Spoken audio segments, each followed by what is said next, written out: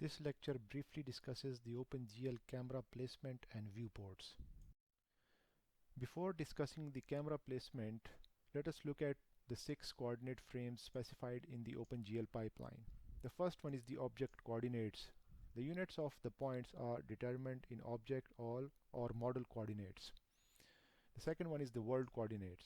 The virtual worlds created in OpenGL are in world coordinates. Each virtual world may contain hundreds of objects. The application program applies a sequence of transformations to orient and scale each object before placing them in the virtual world.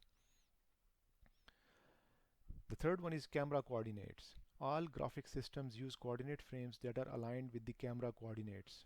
The camera is at the origin and looking into the negative Z direction. However, this can be altered inside the program. The fourth one is clip coordinates. Objects that are not inside the view volume are clipped out.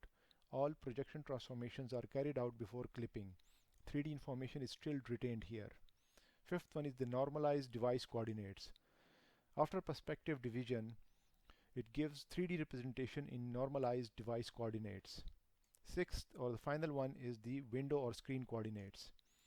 Taking into account the viewport, it creates 3D representation in window coordinates. It removes the depth values to produce 2D window coordinates. The world coordinates are basically the same as the camera coordinates. OpenGL places a camera at the origin in the object coordinate space where the camera is pointing in the negative Z direction as shown in this figure. We have the X coordinate in this direction, the Y coordinate upwards, and the positive Z towards us. The camera is looking into the negative Z direction.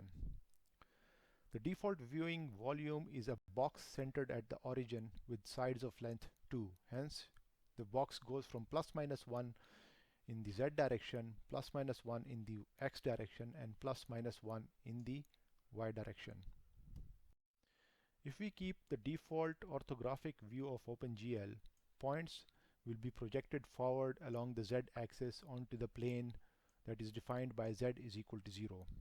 So this is our viewing rectangle, and this is our volume where every object present inside this view volume will be projected forwards or backwards to the Z is equal to 0 plane and displayed on the screen. We do not have to use the entire window to render the scene. We can set aside a small part of the window. This is called a viewport, and we can define it with the GL viewport function. Values passed to this function should be in pixel or window coordinates. As shown in this diagram, the complete window is this, and we have defined a sub window inside which is a viewport.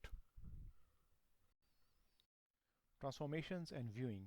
In OpenGL, projection is carried out by a projection matrix. This is called transformation. Transformations are also used for changes in coordinate systems. For example, to bring objects from object coordinates to world coordinates through rotation and translation. Transformations can be applied in the application code, this CPP file, or in the shader code, the GLSL file.